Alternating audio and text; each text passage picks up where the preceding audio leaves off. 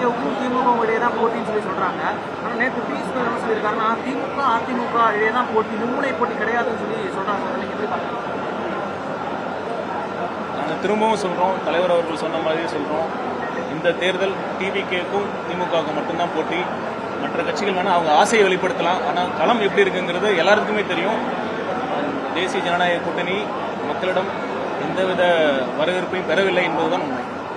அரசியலில் வந்து நடிகர்கள் வருவாங்க போவாங்க, அவங்க அந்த கூட்டணும் அவசியம் இல்லை அந்த மாதிரி ஒரு கூப்பிடலன்னு அவசியம் இல்லைன்னு சொன்னாங்களா? சரி ரைட்டு, அப்படின்னா கூப்பிடாம இருக்கிறது நல்லது. எங்களுக்கு கூப்பிடலாம் ரொம்ப சந்தோஷம். இருங்க, கலைக்கு முன்னாடி கூப்பிட்டாங்களா ஏதாச்சும்? அவங்க சொல்லிட்டாங்க அழைக்கலன்னு சொல்லிட்டாங்க, அழைக்கலன்னா ரொம்ப சந்தோஷம். சார், அதிமுக கூட்டணி இல்லைன்னு சொன்னதுக்கு அப்புறம் அதிமுக கடுமையான விமர்சனத்தை டிவிகே மேல வைக்கிறாங்க, கடுமையான விமர்சனம் வைக்கிறாங்க. எப்படி பாக்குறீங்க? எங்களை பொறுத்த வரைக்கும் எங்களோட பாதையில் ரொம்ப தெளிவாக இருக்கும். எங்களோட அரசியல் எதிரி திமுகவை ஆட்சியிலிருந்து வீழ்த்த வேண்டும், ஒரு நல்ல மக்கள் நலன் சார்ந்த ஆட்சி அமைக்கும். அந்த பாதையில் நாங்கள் தெளிவாக சென்றுட்டு இருக்கோம். திமுக வைக்கக்கூடிய விமர்சனத்தை நீங்க எப்படி பாக்குறீங்க? கடுமையா இருக்கு. இத்தனை நாள் உங்க நட்பு பாராட்டினாங்க, இப்ப கடுமையா விமர்சனம். நான் ஏற்கனவே சொன்ன மாதிரி அதெல்லாம் நாங்கள் கடந்து போறோம். எங்களோட திமுக என்ன மாதிரி மக்கள் விரோத ஆட்சியை பண்ணிட்டு இருக்காங்க, அதை தான் மக்கள்கிட்ட முன்னிறுத்தி அவங்கள வீழ்த்த போறோம். சார், கடந்த முறை திமுகல இதே மாதிரி தான் முதல்வர் ஸ்டாலின் அவர்கள் வந்து பாக்ஸ்ல வந்து இந்த மாதிரி மக்கள்கிட்ட கருத்து கணிப்பு வாங்கினா அந்த பாக்ஸ் இப்போ எங்க இருக்குன்னு தெரியலன்னு சொல்றாங்க. ஆனா நீங்க இதே மாதிரி வாங்குறீங்க, உங்க பாக்ஸ் எப்படி இருக்குன்னு நினைக்கிறீங்க? நான் ஃபர்ஸ்டே சொன்ன மாதிரி இது ஒரு கண் துடைப்பு கிடையாது. தலைவர் நேரடியாக இதை வந்து கண்காணிப்பார். அதற்காக அமைக்கப்பட்ட குழு தான் இது. அதனால இது மட்டும் இல்லை, இது 5 மண்டலங்கள் மட்டும் இல்லை, அனைத்து மாவட்ட செயலாளர்கள் வந்து அவங்க நிர்வாகிகள் மூலமாகவும் மக்களிடம் குறைகளை நாங்கள் கேட்டுக்கொண்டிருக்கிறோம். நீங்கள் பொறுத்திருந்து பாருங்க, என்ன வித்தியாசம் நாங்கள் வந்து செய்வோம்னு சொன்னால் நீங்கள் நம்ப போறதில்ல. பாருங்க எப்படி எங்கள் ஆட்சியில் எப்படி மக்களிடம் கேட்கப்பட்ட அனைத்து குறைகளையும் நாங்கள் எப்படி நிவர்த்தி செய்வோம் என்பதை. முதலமைச்சர் பெறப்பட்ட அந்த பாக்ஸ் இருக்குல்ல, அதோட நிலைப்பாடுகள் எப்படி நினைக்கிறீங்க? நீங்க கேட்டு சொல்லுங்க, எங்க இருக்குன்னு எங்களுக்கு தெரியல, உண்மை எங்களுக்கு தெரியல. நீங்க தான் பத்திரிகையாளர், நீங்க முதலமைச்சரை வந்து கேட்க முடிஞ்சதுன்னா, அவரை அப்ரோச் பண்ண முடிஞ்சதுன்னா, அவர் பத்திரிகையாளரை சந்திக்க ஒரு துணிவு இருந்ததுன்னா நீங்க கேட்டு சொல்லுங்க. கடந்த ஒரு 4-5 மாதங்களுக்கு முன்னாடி பல கட்சிகளோட கூட்டணி வரும்போது, எதிர்பாராத கூட்டணி வரும்போது, நீங்க இன்ன வரை எதிர் கூட்டணி வந்த மாதிரி தெரியல. நாம் தமிழர் மாதிரி தனியா களம் காண போறீங்களா? ஏன்னா கூட்டணியே இல்லையே உங்கள்கிட்ட, யாருமே பலம் கம்மியா இருக்கா? எங்களோட நிலைப்பாடுல வந்து ரொம்ப தெளிவா இருக்கும். கூட்டணிக்கு எங்கள் தலைமையில் எங்கள் தலைமை ஏற்று எங்கள் வெற்றித் தலைவர் அவர்களை முதலமைச்சராக இருக்கும் கட்சிகளுடன் கூட்டணி என்று கூறியிருக்கிறோம். அது மட்டுமல்ல, ஆட்சியில் பங்கு, அதிகாரத்தில் பங்கு என்பதை முதல் மாநாட்டில் தலைவர் சொல்லியிருக்காங்க. இது வந்து கூட்டணிக்காக அழைக்கிறதுக்காக கூட்டணி நம்பி இருக்கிறோம் அப்படிங்கிற அர்த்தம் இல்லை. இது எங்கள் கொள்கை சார்ந்த முடிவு. ஒரு மக்களுக்கு ஒரு அதிகார பகிர்வு இருக்கணுங்கிற கொள்கை சார்ந்த முடிவு. அதிமுக ஊழல் கட்சின்னு மேடையில் வந்து விஜய் பேசினாரு. ஆனால் அந்த அதிமுகவில் வந்து புதிய அமைச்சர்களாக இருந்த பலரும் இன்னைக்கு இவங்க கட்சியில் வந்து இருந்திருக்காங்க.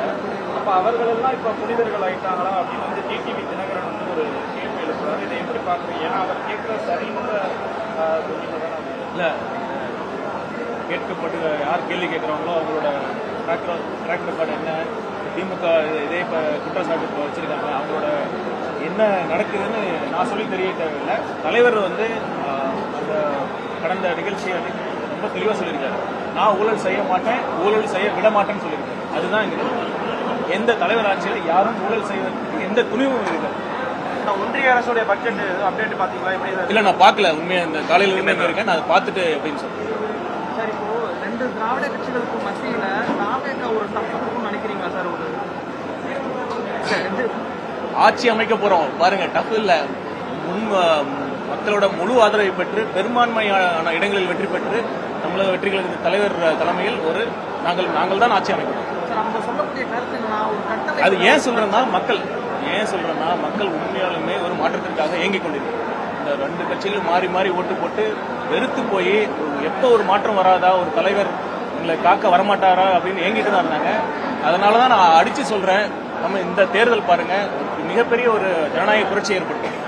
காங்கிரஸ்ல இன்னும் முடிவாகவில்லை. பல தலைவர்கள் வந்து இன்னும் தாவேகா பற்றி தான் பேசிட்டு இருக்காங்க. அந்த கூட்டணி இன்னும் தொடருமா இல்லை அது ஒரு முற்றுப்புள்ளி வந்து அவங்களை கேட்டு சொல்லுங்க.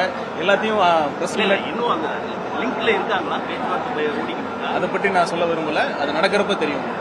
குறிப்பா விஜய் அவர்களுடைய தேர்தல் அறிக்கையை தவிர இது எல்லாத்தையும் கேட்குறீங்க.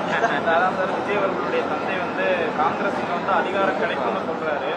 கட்சியில எந்த இல்லை, அதனால அவர் விஜயோட அவங்க கூப்பிடுறாங்க. ஆனால் காங்கிரஸ் காங்கிரஸ் வந்து பலமுறை மறுப்பு தெரிவிச்சிட்டாங்க. மாநிலத்தில் சிவபிரதே மறுப்பு தெரிவிச்சிட்டாரு.